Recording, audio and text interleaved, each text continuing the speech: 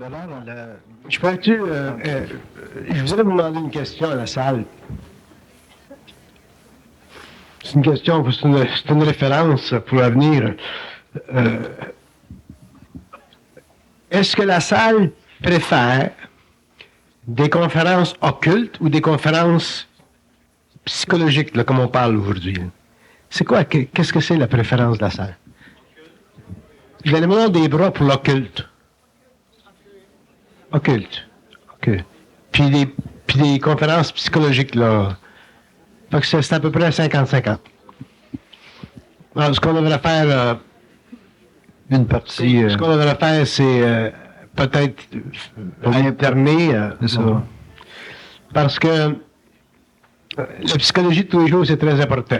La psychologie occulte, c'est important aussi, parce que c'est la fondation des mécanismes de la conscience humaine. Par contre, le problème avec la psychologie avancée ou la psychologie occulte, c'est que avant que l'homme puisse intégrer toutes ces notions-là dans la vie de tous les jours, ça peut prendre un certain nombre d'années. Puis souvent, l'homme peut rester accroché là-dedans. Puis la vie aujourd'hui est tellement difficile qu'on a besoin réellement de comprendre ce qui se passe sur le terrain des vaches avant d'aller... Mais c'est à peu près 50-50. Ou ce que je pourrais faire, c'est que quand, au cours des conversations, c'est facile de passer d'un plan à un autre, puis de donner satisfaction à tous. Bernard, dans la deuxième partie, le sujet, c'est supporter sa parole. Vous avez, à un certain moment donné, vous avez indiqué que les personnes avaient besoin de... Quand il y avait à se mettre en vibration pour communiquer de l'information à une personne qui est en situation problématique, il fallait qu'ils soient capables de supporter cette vibration, donc supporter leur science, leur conscience. Est-ce que c'est vraiment difficile de supporter une situation où on est mis en vibration et qu'on a à livrer une science quelconque? C'est pas tellement que c'est difficile, mais ça demande... ça demande un certain degré de centricité. C'est avec le temps qu'on en arrive à savoir ou à réaliser que ce que l'on dit, c'est ça. C'est un ajustement du comme on fonctionne beaucoup au niveau de notre personnalité, comme on est très divisé dans notre conscience par rapport au principe de la vérité ou de l'erreur. L'ego cherche toujours à être dans la vérité. Puis il cherche à s'éloigner de l'erreur, et ainsi de suite. Puis dans la mesure où l'homme va réellement accéder au plan mental, il va se dessouder, il va se libérer de cette tension psychique qui existe ou qui sous-tend la vérité puis l'erreur. Puis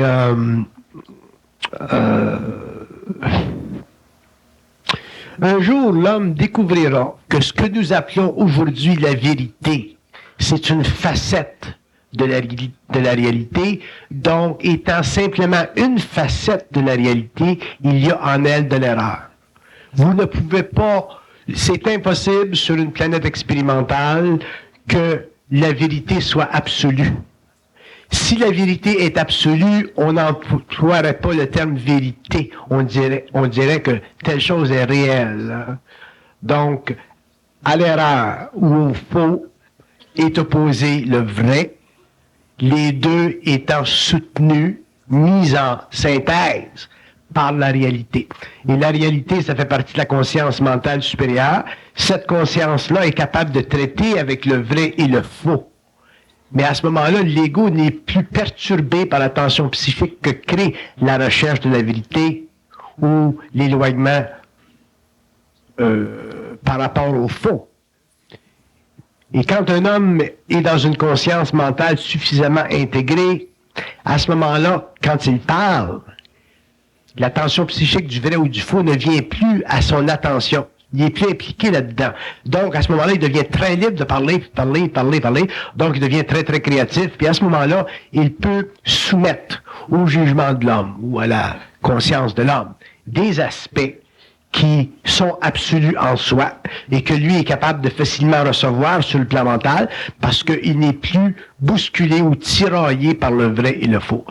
Donc, au fur et à mesure où l'homme va développer une certaine centricité, au fur et à mesure où il va s'habituer à supporter sa parole, à parler créativement, il va s'éloigner de la polarisation du vrai et du faux, il va rentrer dans la réalité de sa conscience mentale, et c'est là que l'homme va amener sur le plan matériel une science neuve, c'est-à-dire une science qui n'est pas reliée à la mémoire de l'humanité, qui n'est pas reliée aux conventions humaines, et qui permet de jeter une nouvelle lumière sur l'évolution de la conscience, ou les lois de la conscience. Alors, l'impression qu'on a de supporter, c'est souvent lié à une impression d'effort. On a l'impression que c'est un effort de supporter quelque chose. Mais de la façon que vous parlez, l'effort semble revenir juste au fait d'éliminer le vrai et le faux. Parce que, en réalité. C'est pas tellement un effort comme une souffrance. Une souffrance. Ouais. Quand on s'habitue à supporter une vibration qui vient du plan mental, donc qui est totalement libre du vrai ou du faux, en tant qu'égo, c'est difficile parce que on a tendance à toujours vouloir vérifier ce qu'on dit. Puis quand on cherche à vérifier ce que l'on dit, on perd de l'énergie. Ah, c'est ce qui fait l'effet de support. Là. Et ça, c'est ça qui crée la tension, c'est ça qui crée la souffrance. Tandis qu'un homme qui est dans le mental ou qui parle et qui n'est pas impliqué dans le vrai ou le faux, à ce moment-là, il ne perd pas d'énergie. Donc, il apprend au fur et à mesure où il parle, puis éventuellement, il va avoir une maîtrise de la vibration à un point où le mot est très juste, puis et là, il peut entrer dans des domaines de la vie mentale ou de la vie à n'importe quel niveau et réellement occultifier la science de l'esprit qui est ce que nous appelons la connaissance. La connaissance sur la Terre, ce n'est pas la science de l'esprit. Ça fait partie de la science de l'homme, basée sur l'expérience de l'homme, basée sur l'analyse, sur la réflexion, sur la mémoire de l'homme. Alors que la science de l'esprit, c'est une énergie qui fait partie du rapport étroit entre le mental supérieur de l'homme et ses plans de lumière. Une fois que l'homme s'habitue à cette science-là, qui est totalement libre, totalement au-dessus de la polarité du vrai et du faux, bon, il n'y a plus de limite. L'homme peut apprendre n'importe quoi, l'homme peut saisir n'importe quoi, l'homme peut parler n'importe quoi, et ainsi de suite. Et ça va jusque dans la science. Mais si l'homme n'a pas cette vibration, il ne peut pas parler dans la science. Comment voulez-vous inviter un homme à parler dans la science ou de la science, même de la matière, s'il n'est pas régi par cette vibration? Il va toujours être polarisé par le vrai et le faux. Il va se demander si sa définition de telle chose ou telle chose est vraie ou fausse. Et tant que l'homme se pose la question du vrai ou du faux par rapport à la connaissance, il ne peut pas rentrer dans cette vibration qui est totalement créatrice. Donc, il est piégé par la mémoire, il est piégé par sa personnalité, et il ne peut pas sortir du connu. Donc, il ne peut pas avoir une conscience occulte. On parle de conscience occulte parce qu'on est obligé de faire une différenciation entre la conscience du plan mental et la conscience du plan de l'âme ou du plan de l'expérience ou du plan de la réflexion. Mais la conscience occulte ou la science occulte, c'est la science qui sous-tend toutes les autres sciences qui sont moins occultes, c'est-à-dire différenciées, partagées entre le vrai et le faux, ce qu'on appelle la connaissance. Et éventuellement, la connaissance, ça n'intéresse plus l'homme parce que c'est trop subjectif, c'est trop conditionnel historique à l'histoire, à l'humanité, à la mémoire de l'humanité. Donc, il va venir un point où l'homme va réellement vouloir rentrer dans la science. La science de quoi? Mais la science de n'importe quoi.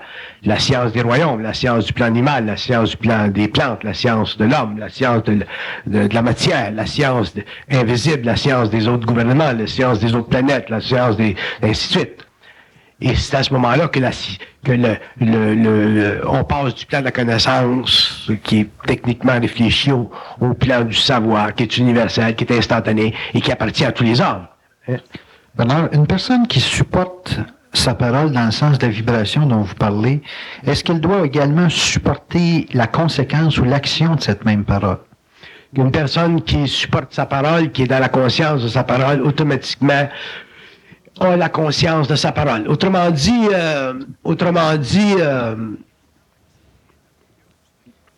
un être qui aurait conscience de sa parole ne pourrait pas vivre une vie qui irait à l'encontre de sa parole. Par contre, un être qui n'est pas dans la conscience de sa parole, qui a simplement la conscience de parler des choses, exprimer des idées, pourrait facilement se laisser astraliser et démontrer dans son expérience que sa vie n'est pas conforme à sa parole. D'ailleurs, c'est pour ça que l'homme ne vit pas une vie conforme à sa parole. Comme les Américains disent, put your money where your mouth is. Pourquoi dans l'expérience on voit ou on réalise que l'homme dit une chose, il vit une autre chose? Parce que la parole de l'homme n'est pas une parole consciente. Ça ne fait pas partie du plan mental, ça fait partie de l'expérience de l'âme, ça fait partie de sa mémoire, ça fait partie de sa personnalité, ça fait partie de ses attitudes. Donc, cette parole, qui est inconsciente, automatiquement est assujettie aux lois de l'inconscience, et le comportement de la parole dans l'action est aussi assujetti aux lois de l'inconscience. C'est pour ça qu'on ne peut pas sentir de continuité. Un homme qui a de la parole, si on l'entend parler quand il a 20 ans, mais à 80 ans, il devrait y avoir une consistance dans ce qu'il dit, autant dans la parole que dans l'action. Et ça viendra avec l'évolution de la conscience supplémentaire sur la Terre. Mais ça sera parce que l'homme sera sorti de l'expérience. Quand un homme ne vit plus d'expérience, sa parole, son action est la même. Quand un homme vit l'expérience, la parole est d'un poids et l'expérience d'un autre. Est-ce que vous voulez dire à ce moment-là qu'une personne qui parle à travers son expérience a tendance à s'exprimer temporairement? Il s'exprime temporairement, il s'exprime temporellement et il s'exprime par rapport au plan de l'âme. Il s'exprime toujours par rapport à la mémoire, par rapport à l'expérience, par rapport au besoin aussi de l'âme de se vérifier dans l'expérience. C'est pour ça que l'homme n'a pas d'identité. Si l'homme avait de l'identité, il y aurait de la continuité dans son être, il y aurait de la continuité dans sa parole, il y aurait de la continuité dans l'action, qui est la matérialisation de la parole de la matière. Donc, on ne serait plus affligé dans notre expérience personnelle à la vilification de ce que l'on dit, ou à la vilification de ce que l'on est. Mm-hmm. On serait dans l'action ce que l'on parle. Ça fait partie de l'évolution de la conscience mentale supérieure. Ça fait partie de l'identité, développement de la centricité, et ça fait partie aussi du pouvoir de l'homme, de la capacité chez l'homme de supporter ce qu'il sait. Et c'est pas facile de supporter ce que l'on sait, parce que, comme je disais tout à l'heure, on a toujours tendance à chercher dans ce que l'on dit une valeur qui est la vérité ou le faux. Est-ce que c'est bon pour l'individu qui est dans l'expérience de s'explorer à l'intérieur de la parole? Non, faut pas qu'il s'explore à l'intérieur de la parole. Il faut qu'il explore simplement la parole, et en explorant la parole, il va se découvrir. Si vous vous explorez à l'intérieur de la parole, vous allez tomber dans des états de recherche intérieure qui peuvent vous amener à la névrose, qui peuvent vous amener à une sorte de fébrilité psychique. Vous allez vivre sur les nerfs, vous pourrez pas relaxer, vous allez en arriver à analyser tout, regarder tout, vérifier tout. Je suis correct, je suis pas correct, je suis correct, je suis pas correct. Non, la parole, c'est quand elle est créatrice, c'est un feu qui permet à l'homme sur le plan mental et sur le plan matériel d'étudier à travers elle son action dans le monde. La parole, elle est toujours créatrice quand elle est mentale. Quand elle n'est pas mentale, mais elle n'est pas créatrice, elle peut être soufflée par le plan astral, elle peut être soufflée par des entités, elle peut être colorée par l'ego. Elle n'a pas de lumière, elle est simplement un reflet très très sombre de cette lumière-là. C'est pour ça que la parole chez l'être humain n'est pas pour lui une mesure de ce qu'il est, elle est simplement un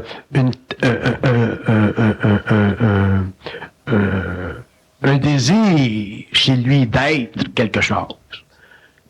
À ce moment-là, où est-ce qu'on peut supporter sa parole si on ne peut pas s'explorer dans le quotidien? Il faut que vous vous habituiez à ne pas toujours la tester, à la vérifier par rapport au vrai ou au faux de l'évolution.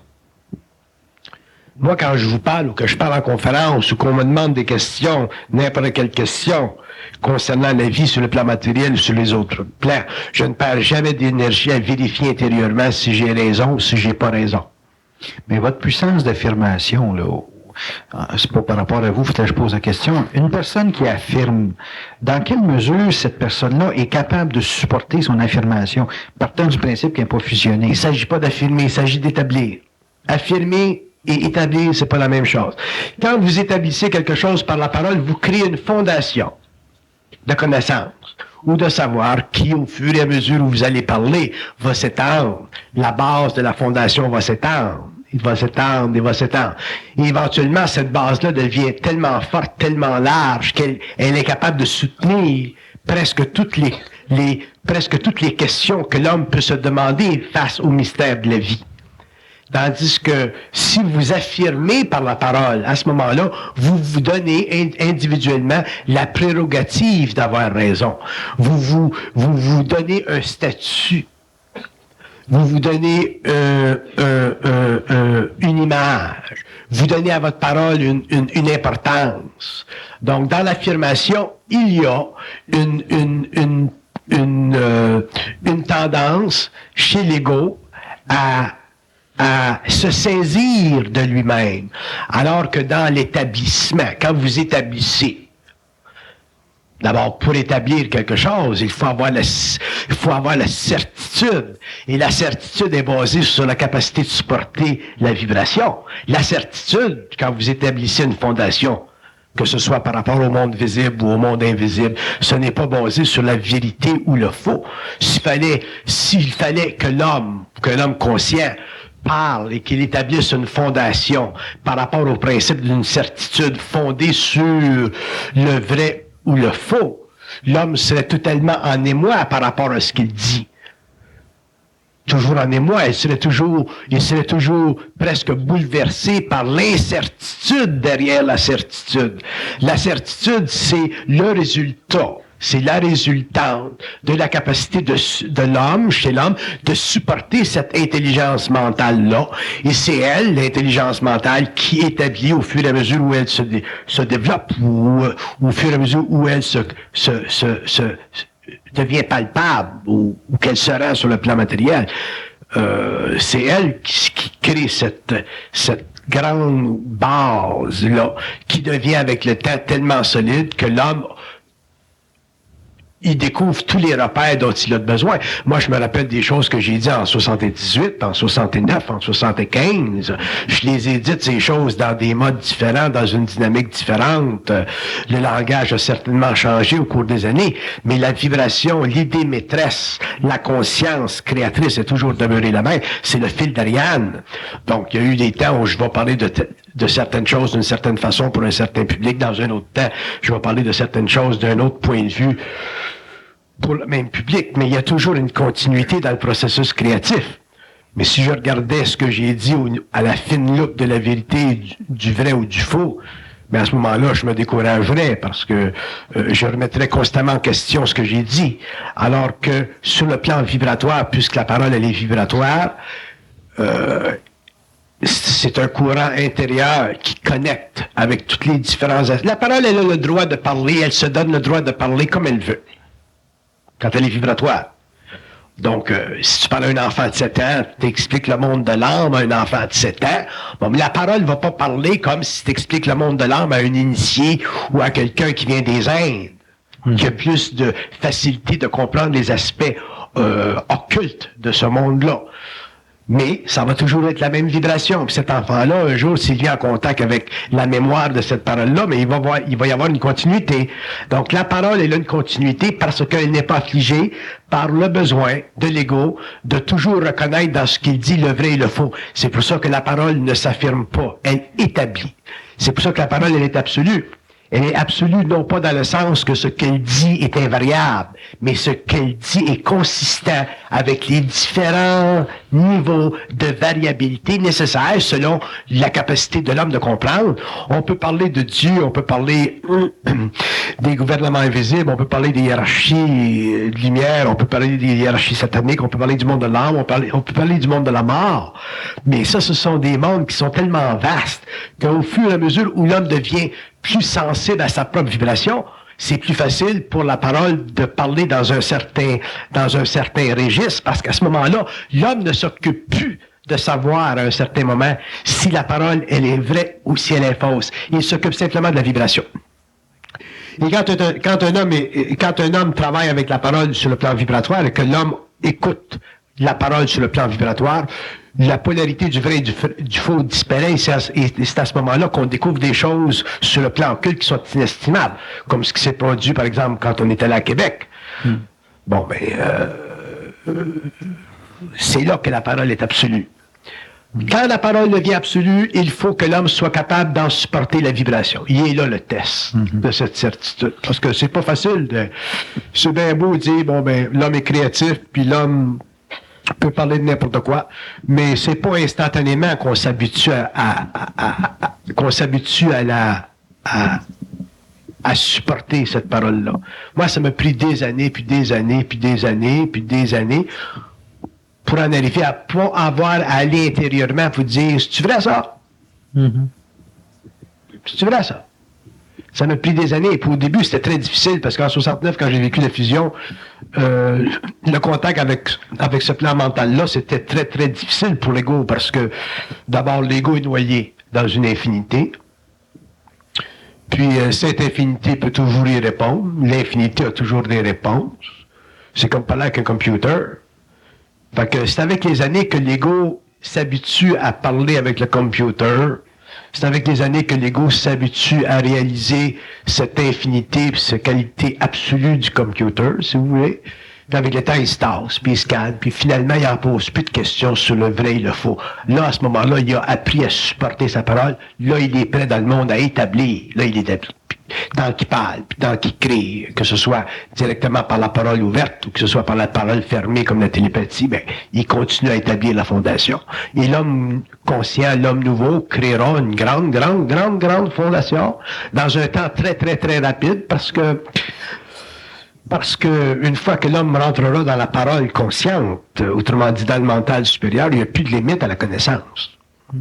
Il n'y a plus de limite à la connaissance. Parce que l'action qui suit aussi. Puis l'action qui suit, autant dans la mesure où elle est en relation avec sa vie là, sur le plan matériel, ou en relation avec sa vie sur le plan éthérique. Fait qu'il n'y a plus de fin.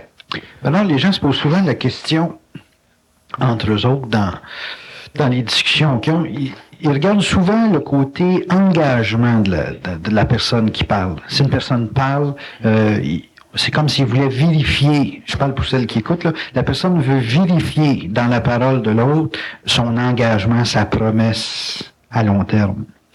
La façon que je vous entends parler du phénomène de supporter sa parole, vous semblez pas indiquer qu'un individu supporte la forme de sa parole, mais il y a de l'air à supporter la vibration. Est-ce que c'est possible à ce moment-là qu'on puisse, mettons sur une échelle de 2 ans ou 5 ans, est-ce que c'est possible qu'un être humain puisse s'exprimer sur 2 formes totalement opposées l'une à l'autre et avoir de la consistance dans la vibration, dans les 2 oppositions? Est-ce qu'il est possible de pouvoir défendre une cause, d'avoir une certaine vibration, puis de défendre une cause quasiment adverse et d'avoir la même vibration? Oui.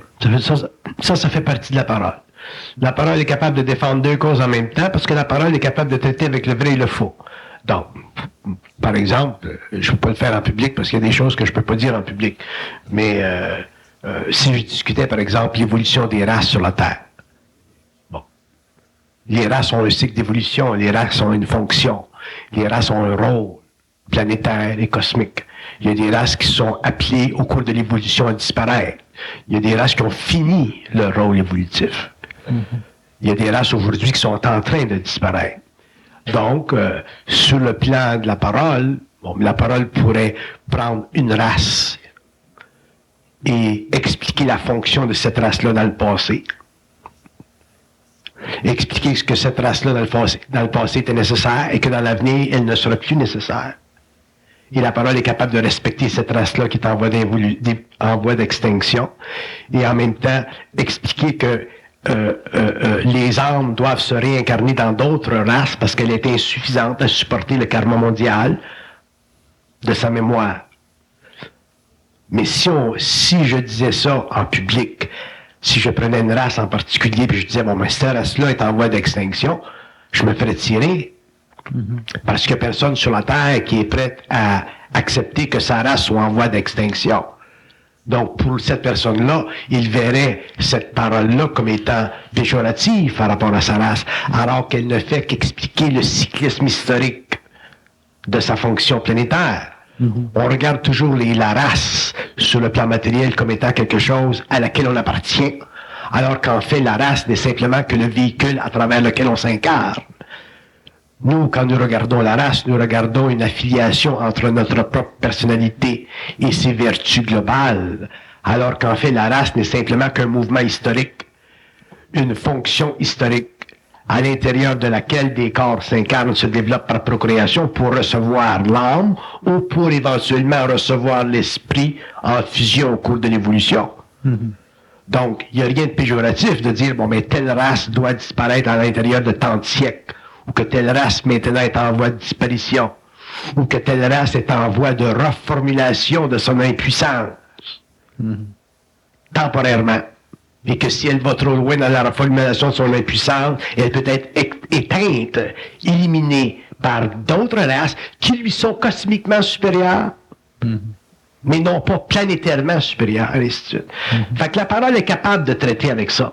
La parole qui est basée sur la vibration, mais la parole qui est basée sur la forme, le vrai ou le faux, n'est pas capable, donc elle va faire des erreurs. Et à ce moment-là, mais celui qui va parler, comme on dirait, out of joint. Autrement dit, il va parler en dehors d'un contexte réel, et là, naturellement, il va devenir très péjoratif parce qu'on ne pourra pas le comprendre. Et la parole doit être comprise. Quand tu parles à l'homme ou que tu parles en public, tu as toujours une grande responsabilité quand tu parles en public.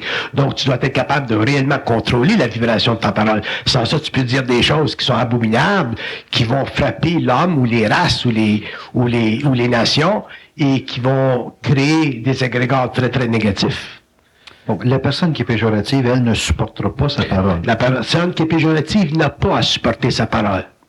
Elle n'a pas à supporter sa parole parce que ça fait partie de son expérience d'âme. Alors que la personne qui est créatrice doit supporter sa parole parce que ça fait partie de son lien avec l'esprit. Donc, on pourrait dire, techniquement, qu'il n'y a aucun homme sur la Terre qui est responsable de sa parole. Psychologiquement, socialement, anthropologiquement parlant, politiquement parlant, religieusement parlant, oui, les hommes sont responsables de leur parole parce que les hommes ont une responsabilité par rapport à la société. Et d'ailleurs, la société, il y a dans la société des lois qui font en sorte que l'homme est responsable de sa parole. On sait qu'aujourd'hui, par exemple, dans le monde occidental, un homme qui écrirait des livres sur la haine ou qui entretiendrait la haine ou des concepts de la haine dans le monde, il pourrait être amené en cours par des lois de certaines nations, parce qu'il est maintenu responsable de sa parole. Donc, sur le plan politique, il l'est, mais sur le plan cosmique, sur le plan planétaire, sur le plan karmique, il n'est pas responsable, ça fait partie de son ignorance de parler comme ça. Donc, la société, comme elle évolue, mais elle va le rendre responsable de sa parole. Mais il y a beaucoup de choses qu'on fait aujourd'hui dans le monde occidental, surtout dans les mondes très, très avancés industriellement comme les États-Unis, où l'homme, l'individu, n'est plus responsable, n'est réellement pas responsable de son acte. Les gens, par exemple, qui vont faire de la pornographie écrite, ne sont pas responsables de leur parole ou de l'image qu'ils créent. Ils ont une certaine responsabilité, mais les lois sont très, très lousses et on accepte un certain degré de pornographie, malgré qu'au cours des années, ça change, puis les gouvernements prennent ça sous contrôle. Mais l'homme, dans le fond, il n'est pas responsable. S'il était responsable de sa parole, il n'en ferait pas de pornographie. Donc, être responsable de sa parole, ça veut dire, ou être responsable de ses actes, ça veut dire avoir un lien avec son esprit. Quand tu as un lien avec ton esprit, tu as une responsabilité par rapport à ta parole, mais cette responsabilité n'est plus psychologique.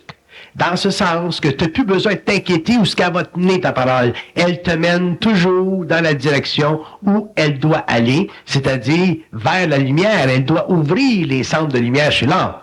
Tandis que l'homme, quand il est inconscient, sa parole n'ayant pas cette faculté-là d'ouvrir les centres psychiques de l'homme, l'amener vers une plus grande conscience, à ce moment-là, la parole de l'homme n'est pas responsable d'elle-même, donc l'homme n'est pas responsable de sa parole, donc il vit le karma lié à sa parole. Bon, on parle de karma lié à sa parole, il me vient Rushdie avec les versets sataniques. Bon, si on prend Rushdie, c'est un exemple. Si Rushdie avait été dans la parole n'aurait pas pu écrire le livre qu'il a écrit parce que tu ne peux pas écrire un livre qui s'intitule ou qui caractérise l'islam comme il le fait dans un temps où toute une nation fondamentaliste est en voie de révolution et de réétablissement de son statut universel sur la terre. C'est absolument aberrant. Donc, il a vécu le karma de sa parole. Il est obligé d'être totalement protégé par le gouvernement britannique. S'il avait été responsable de sa parole, il n'aurait pas écrit ceci. À ce moment-là, il aurait pu écrire dans un autre mode, dans un autre rythme. dans un autre rythme. Et son livre aurait bien passé, l'essentiel de la vie humaine. Si Rushdie avait appris à ne pas vivre d'éléments comparatifs par rapport à son livre, à ce moment-là, il aurait écrit dans un autre registre et sa parole a été créative, il aurait supporté sa parole, mais il ne supporte pas sa parole, il ne fait que la canaliser. Ah, faites donc une nuance à ce niveau. Canaliser sa parole, c'est parler sans intelligence, sans contrôle. Un homme qui canalise, c'est pour ça que les gens, par exemple, qui sont en contact avec l'astral, les gens qui font du channeling, là, ça c'est la canalisation de la parole à un niveau occulte. L'homme, c'est la même chose. L'homme, quand il est inconscient, il canalise sa parole. Et quand il canalise sa parole, mais à ce moment-là, il n'en a pas le contrôle. Il n'en a pas le contrôle parce qu'il n'est pas capable de la supporter en dehors du vrai et du faux. Et la polarité du vrai et du faux, c'est ce qui l'attire. Il y a des hommes qui ont une vibration d'âme qui fait en sorte que la tension du vrai et du faux, ça les mesmérise. Je vous donne un exemple. What's his name? Ronaldo in the States?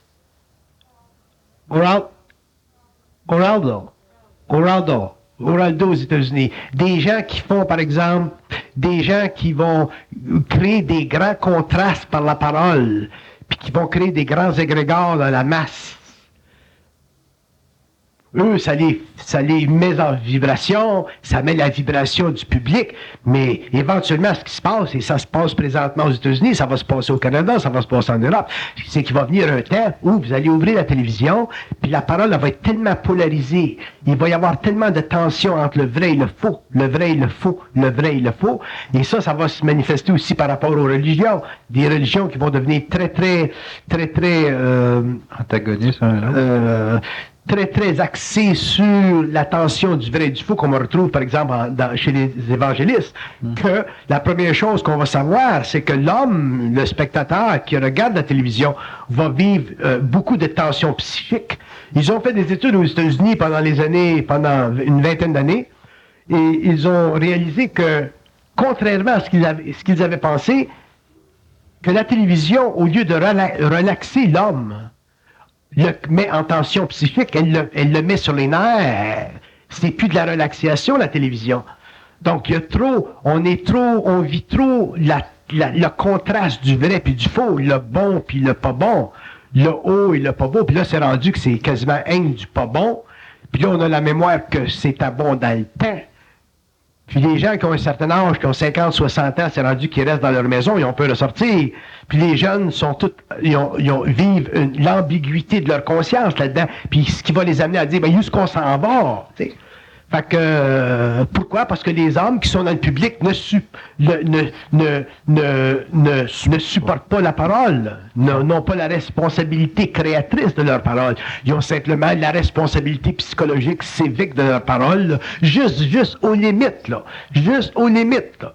Vous écoutez, ceux qui ont un dish américain, ceux qui sont capables d'écouter les programmes américains, là, vous voyez qu'il y a des gens à la télévision, là, sont juste le borderline. Plus que ça, là, ils se font taper une poursuite judiciaire pour 5 millions. Ils sont juste borderline, tellement qu'ils sont obligés d'avoir des avocats pour voir s'ils peuvent dire ça au public, s'ils peuvent dire ça sur les autres. Fait que c'est rendu grave, puis le public va payer pour ça parce que ça fait partie de l'évolution, ça fait partie des fausses libertés, ça fait partie de l'effondrement, de la responsabilité psychologique de l'ego pour la mise en marché de notions ou d'idées ou d'idéologies qui font partie du free-for-all des libertés démocratiques modernes. On va payer le prix pour ça. Ça, c'est définitif qu'on va payer le prix pour ça. Est-ce que vous diriez que les personnes qui canalisent plutôt que supporter, est-ce que c'est des gens qui créent des liens karmiques avec... Quand vous canalisez, vous créez des liens karmiques, et non seulement des liens karmiques, vous créez des égrégores. Vous créez des égrégores. C'est...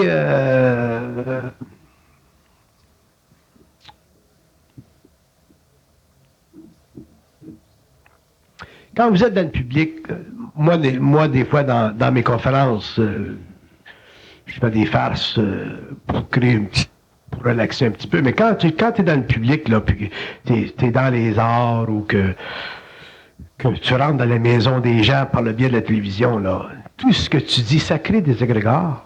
Ça crée des égrégores. Puis tu regardes l'évolution des arts, par exemple, au Québec, surtout dans le domaine de l'humour, là. Le domaine de l'humour, là. C'est plus de l'humour, là. Là, ça devient des platitudes humoristiques. Ça manque d'esthétique. Tu sais, il n'y a plus d'esthétique. Fait que ça rempironne, ça rempironne, ça va où, puis ça va où, puis ça va où, jusqu'où ça va. Il y a des gens qui se demandent jusqu'où ça va. Jusqu'où ça peut aller l'astral. L'effet de dégradation est terrible. L'effet de dégradation est terrible. Donc, on vit dans ce temps-là, puis c'est très pénible. Puis nous autres, ceux qui sont jeunes, sont capables de supporter ça parce qu'ils ont plus de résistance, mais les gens, nos pères, nos parents, les vieilles générations qui ont 50, 60 ans, ainsi de suite, sont totalement bouleversés par ça. Ils ne savent plus se mettre la tête. Fait que la jeunesse a une grande responsabilité, la jeunesse qui devient, elle, qui rentre dans les arts, qui rentre dans la télévision, qui rentre dans la communication publique, qui devient le porte-parole de la nouvelle génération. Cette jeunesse-là a la responsabilité de réellement nettoyer son acte, de créer des choses ou des formes qui, au moins, vont créer des égrégores, mais des égrégores qui sont plus ascendants que ce que l'on trouve aujourd'hui, parce que la société va payer le prix. Puis là, on est rendu là.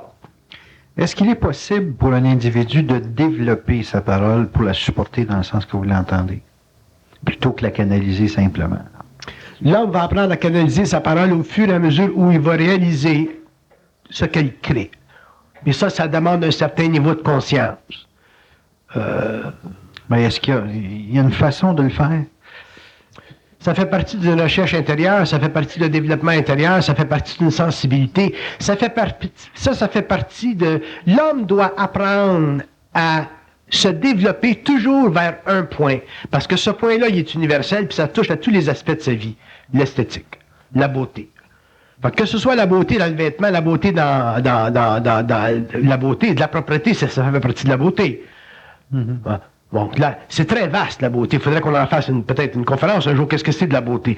Donc, la beauté, ça fait partie de la vibration de l'esprit. Quand ça passe à travers l'homme, mais à ce moment-là, que ce soit dans son vêtement, que ce soit dans sa maison, que ce soit dans l'ordre, que ce soit dans son travail, que ce soit dans n'importe quelle expression de son être, la beauté, c'est l'harmonisation des formes et des plans de vie.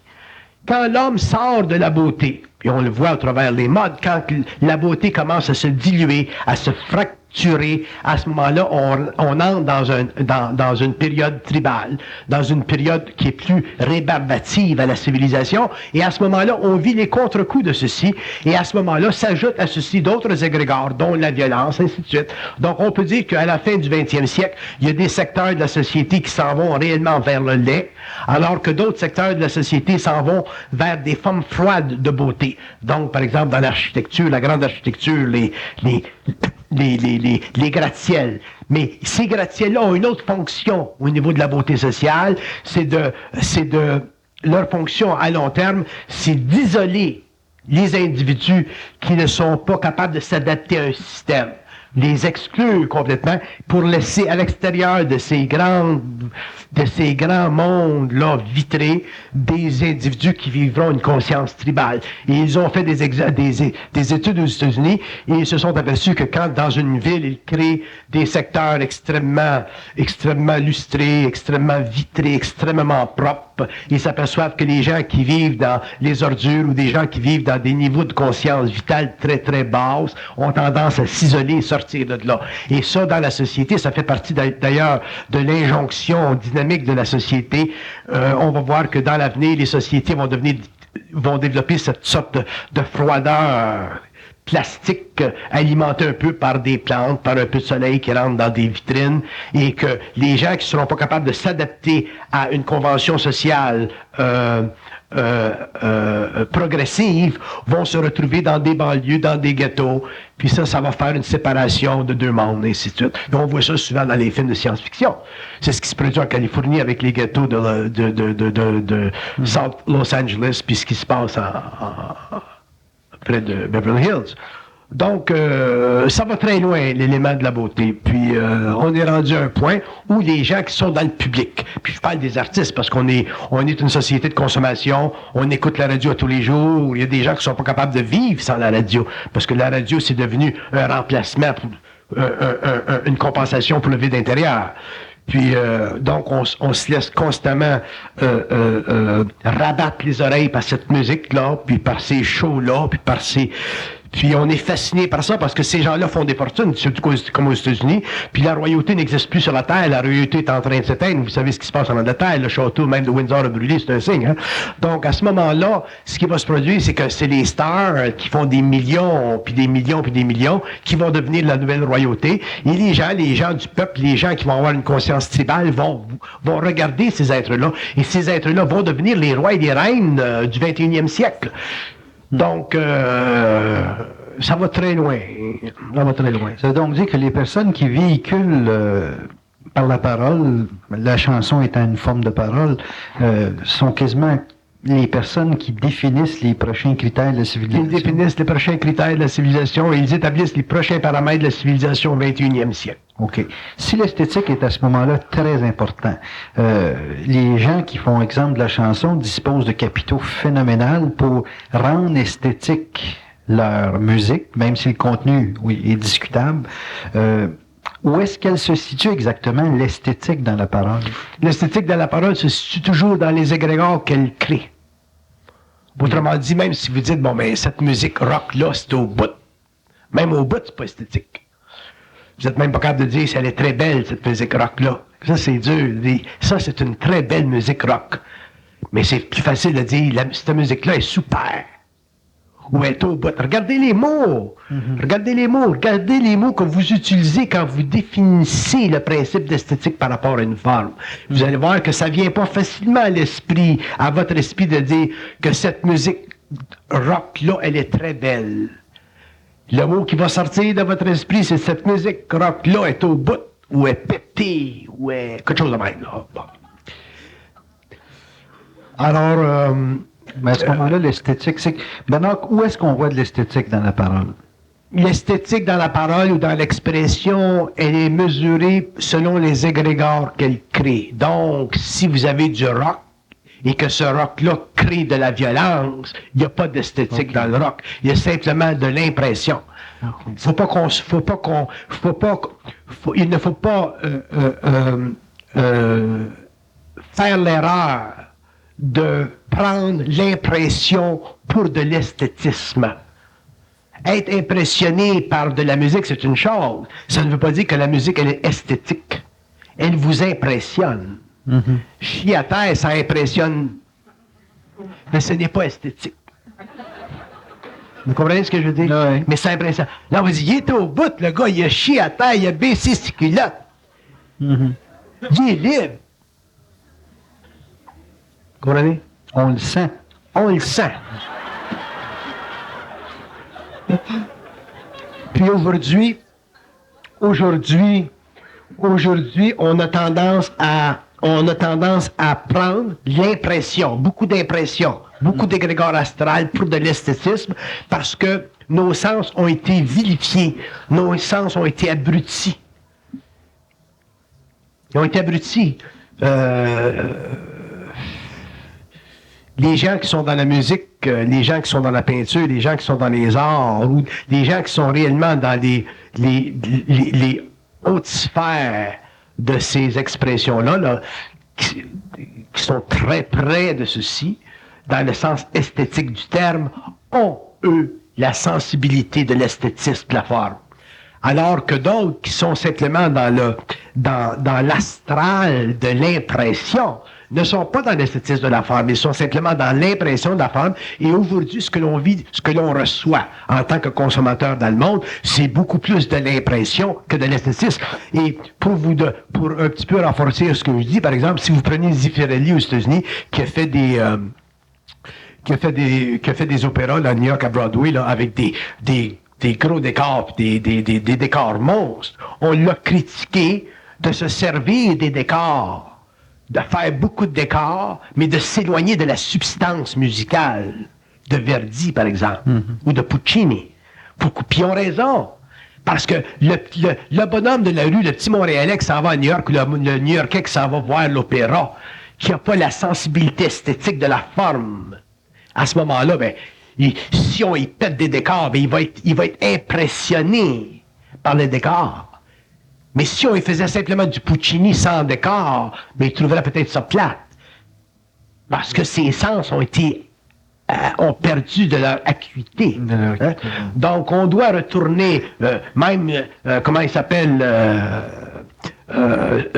celui qui a fait E.T., là, comment il s'appelle? Là? Spielberg, il dit, dans l'industrie du cinéma américain, c'est tout l'effet. On est rendu là, des maniaques de l'effet spécial. On doit retourner au roman. On doit retourner à l'écriture. Il n'y a plus d'écriture. On fait des scripts vite même. Puis tout est basé sur les effets. C'est tout. Donc, on est encore amené à des niveaux de perception totalement astrales.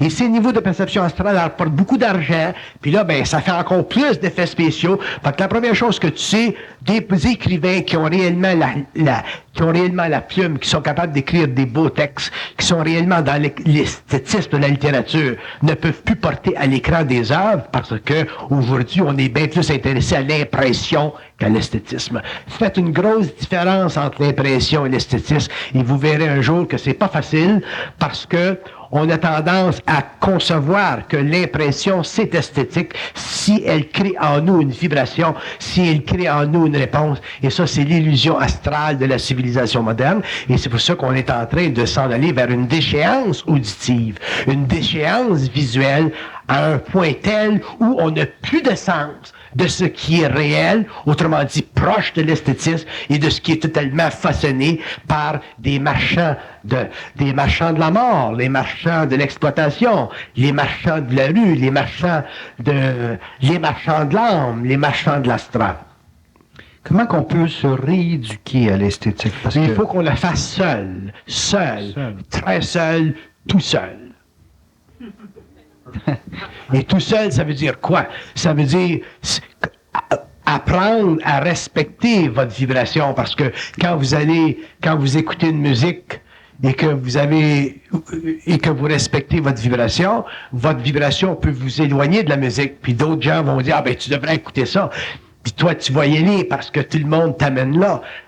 Tu ne peux pas développer ton esthétisme, autrement dit, tu ne peux pas te rapprocher des lois vibratoires de l'esprit si tu n'es pas capable de te tenir seul face à ce que tu reçois.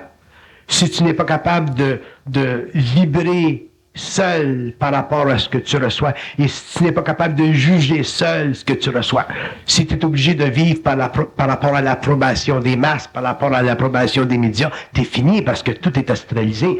Et vivre la solitude par rapport à l'esthétisme, ça n'est pas facile. C'est une initiation astrale, c'est une initiation éventuellement mentale, c'est-à-dire que ça mène éventuellement l'homme à l'isolation de son être par rapport à tous les hommes morts qui évolue sur la Terre ou qui évolue sur la Terre. Tu ne peux pas vivre ton esprit et à la fois te faire vampiriser. L'homme doit être capable de supporter, ça revient encore à supporter sa vibration. Combien de fois dans la vie on a une vibration qui nous isole d'un certain mouvement, puis on a une autre tendance qui nous amène dans le mouvement. Puis il y a une différence entre une vibration et une tendance. Une tendance, c'est astral. Une vibration, c'est rigide, c'est fort.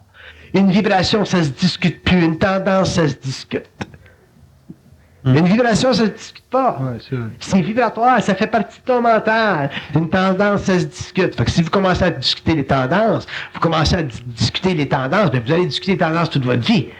Mais si vous avez une vibration, si vous êtes vibratoire par rapport à telle chose, que ce soit la neige, l'architecture, ce que vous mangez, ce que vous vivez, ça fait partie de votre être. À ce moment-là, vous respectez la loi de l'esthétisme, c'est-à-dire la loi de l'harmonie entre le plan mental et le plan matériel. Quand une personne est impressionnée, est-ce que c'est automatiquement lié à de la collectivité? Quand une personne est impressionnée, elle est automatiquement liée au pouvoir de la collectivité sur ses centres, sur ses sens, sur son corps astral, sur son corps mental inférieur. Donc, automatiquement, elle lui enlève de l'identité.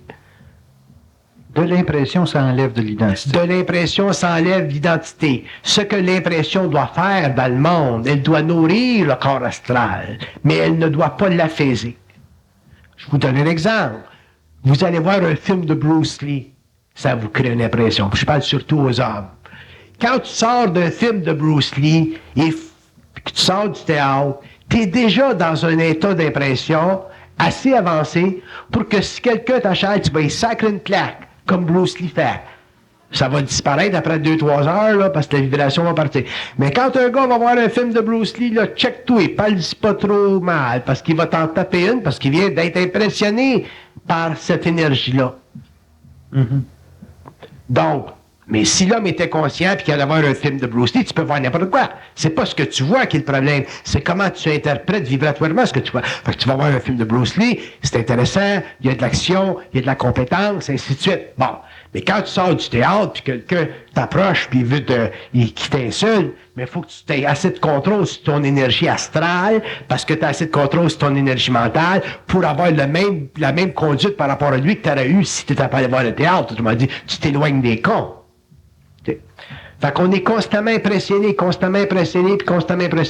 Puis aujourd'hui, on est rendu à un point dans la civilisation moderne où c'est devenu un art très, très avancé d'impressionner. Tout est basé sur l'impression. L'advertising, c'est basé sur l'impression. La mode, c'est basé sur l'impression. Les automobiles, le design des automobiles, tout est impression. Et l'homme, aujourd'hui, est assujetti à tellement d'impressions qu'il se regarde, puis il est obligé d'aller de se nourrir de ça. Sans ça, il sent qu'il vit pas. Il a peur de pas vivre. Pourquoi? Parce qu'il n'y a pas d'identité. Est-ce qu'une personne qui parle doit faire attention à ne pas impressionner? Avec le temps. Vous pouvez pas ne pas impressionner ou vous pouvez pas ne pas chercher à impressionner quand vous parlez parce que l'ego est encore en place. Il n'y a pas de transparence dans l'ego. Vous avez encore besoin de vous confirmer dans votre intelligence. Vous avez encore besoin d'être bien reçu. Vous avez encore besoin de l'approbation des autres. Vous avez encore besoin d'être perçu comme étant intelligent. Mais avec le temps, cette habitude-là qui fait partie de l'évolution, ça va disparaître, puis éventuellement, l'homme n'aura plus à vivre ça. Puis à ce moment-là, il n'en souffrira plus de ça. Quand une personne parle et qu'elle est dans une certaine vibration, comme exemple, si vous parlez puis vous faites un travail qui ne veut pas être impressionnant, mais qu'une personne est impressionnée, est-ce que les gens s'auto-impressionnent? Les gens s'auto-impressionnent, puis ça, c'est pas bon, parce que si l'homme s'auto-impressionne, à ce moment-là, il perd de l'identité. Mais quand vous vous laissez impressionner par quelqu'un, vous perdez de votre identité. Quand vous vous laissez impressionner par quelqu'un qui vous parle, un ami, vous perdez de l'identité. Quand on est en communication avec l'homme ou que l'homme nous parle, ainsi de suite, on doit vivre cette communication-là dans le sens d'aller chercher ce qui est utile pour nous. Mais on ne doit pas aller chercher de l'impression qui nous diminue. Comment on peut enlever de l'impression dans une interface comme... Parce que les gens, naturellement, se comparent. En apprenant, puis ça, c'est pas facile, en apprenant à réaliser qu'on est tous intelligents. Puis ça, c'est pas facile, parce on a été dit pendant des siècles qu'on est stupide. Fait que, prendre conscience qu'on l'est intelligent, ben on n'est pas habitué à l'être, c'est une chose. C'est une chose. Bon, maintenant, on prend quelqu'un... Mais de là à ne pas être capable, en tant qu'individu, en rapport avec d'autres personnes, de réaliser qu'on est intelligent, c'est un a priori, ça. C'est un a priori. Un homme doit être capable d'établir cet a priori-là qu'il est intelligent. Avec le temps, il va s'habituer à être de plus en plus intelligent. Mais si l'homme n'est pas capable de partir de cet a priori qu'il est intelligent, qu'il a une certaine lumière, puis que c'est que les autres qui l'ont la lumière, à ce moment-là, il est foutu. Là, il va se laisser impressionner. Et c'est dans ce sens-là, et c'est pour ça que des gens comme moi deviennent dangereux pour ces gens-là. Non pas parce que ces personnes-là sont dangereuses en elles-mêmes, mais parce que les hommes font de ces personnes-là des personnages. Donc là, vous entrez dans le cul de la personnalité, et ainsi de suite. Bon, c'est bien beau de dire, a priori, on est intelligent, mais une personne qui ne se voit pas intelligente, comment on l'emmène à qu'elle s'amène à l'être. Faut qu'elle s'amène à supporter ce qu'elle est. Faut qu'elle s'amène à supporter ce qu'elle est. Donc, faut que ça passe en premier par elle-même. Faut que ça passe par elle-même. Une personne ne pourra jamais vous convaincre que vous êtes intelligent, parce que c'est infini l'intelligence. Donc, elle va vous convaincre que vous êtes intelligent à un autre niveau, puis après ça, vous allez rentrer dans une autre vibration, puis là, vous allez sentir des lacunes. C'est par vous-même, c'est vous-même qui devez établir une fois pour toutes que vous l'êtes. Après ça, une fois que vous l'aurez bien établi que vous l'êtes, puis que vous vous donnerez la chance de parler, il y a des gens qui vont dire « Ah ben moi, je suis pas intelligent, je peux pas parler au monde. » Ça, c'est une illusion. Donnez-vous la chance de parler au monde, et donnez-vous la chance de parler avec des gens, puis vous allez voir que ça sort. Une fois que vous ouvrez la barrière, les chevaux vont sortir. Vous ouvrez la barrière. Et après ça, ben, vous allez voir que, il y a un cheval qui sort, deux chevals qui sortent, et finalement, vous allez voir que vous êtes des bons cowboys. Mais si vous ne vous donnez pas la chance d'ouvrir la barrière, ben à ce moment-là, vous ne pourrez jamais avoir la mesure de votre capacité de tirer le gun. Bon, y a-t-il des situations privilégiées qui permettent à une personne d'ouvrir la fameuse barrière? Est-ce qu'il y a des situations où on peut vivre l'impression d'être intelligent? Je prends un exemple, une personne qui ne se sent pas intelligente, qui va expliquer à quelqu'un qui est moins intelligent qu'elle quelque chose et d'y faire comprendre. Est-ce que c'est un moyen pour cette personne-là de se savoir intelligente ou ça la cale plus? Un moyen de faire reconnaître une personne qui est intelligente, c'est d'y dire qu'elle l'est quand elle vous dit quelque chose d'intelligent, au lieu de toujours la questionner puis essayer d'avoir sur elle une ascendance. OK, c'est de lui reconnaître. C'est de lui reconnaître si elle a un petit peu d'intelligence, ben, reconnaissez-lui ce petit peu-là, sans dire que c'est un petit peu d'intelligence. C'est intelligent, ça. Ouais, c'est intelligent, ça. Fait que là, elle va prendre confiance, puis elle va s'habituer à l'être. On n'est pas habitué à l'être parce qu'on s'est fait dire qu'on l'était pas. Okay. C'est que rendu à l'université, là, quand on a des doctorats, là, on établit qu'on l'est parce qu'on nous donne un papier.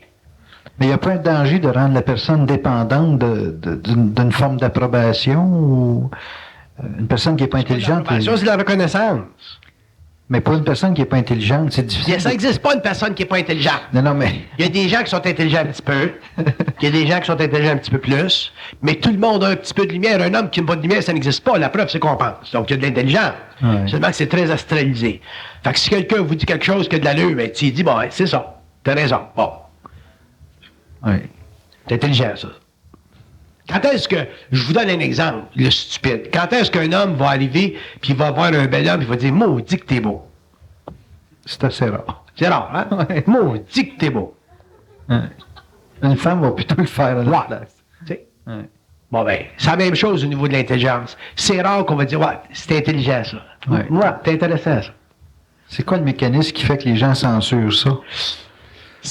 On n'a pas de générosité. Ça prend de la générosité pour dire à quelqu'un est intelligent. Ah, c'est facile de dire à quelqu'un qui est intelligent quand il y a beaucoup de ça. Mais c'est pas lui qui en a besoin. C'est l'autre qui en a besoin. Là, ça prend beaucoup de générosité pour dire à quelqu'un, t'es intelligent. Ah, t'es intelligent, ça. T'es intéressant, ça. Parce que tout le monde en a des flashs. Il y en a, ça dure un quart de seconde. Mais c'est un flash. Ah ouais. Nous autres, on veut rien que des flashs qui durent 2 heures. Ouais. Flash. Hein? T'es intelligent. Les gens veulent être... Mais ça fait partie de la générosité dont je parlais tout à l'heure. Et les hommes n'ont pas suffisamment de générosité. Puis savez-vous pourquoi est-ce qu'ils n'ont pas? Parce qu'ils sont trop occupés. Ils ont trop de problèmes de leur propre intelligence. Parce qu'ils ne savent pas, puis ils ne réalisent pas, eux autres, qui en ont de l'intelligence. Parce qu'il y a quelqu'un qui leur a pas dit aussi qu'il l'avait. C'est bon pour tout le monde, ça. C'est une pilule pour tout le monde de se faire dire que, ouais, c'est intelligent, ça, vraiment. C'est intéressant. Ah, ouais. Fait que quand le monde s'habitueront, surtout des gens conscients en évolution, s'habitueront à se faire dire, ouais, c'est intelligent, ça. Ben, à ce moment-là, fais-moi ça. À ce moment-là, ben, la personne apprendra à prendre confiance, parce notre confiance a été détruite. Oui, c'est vrai. Je prenais l'exemple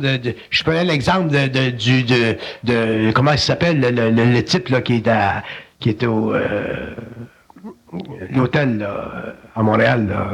What's the hotel Montreal? Where they're doing your jewelry tonight? Au Bonaventure, là, il y a une exposition de joaillerie, là, à Bonaventure, là. Bon, il y a un type, là, que je connais, là, qui est là. Puis, il n'est pas allé à l'école. Il n'était pas bon à l'école. Il n'avait pas de bonnes notes quand il était à l'école.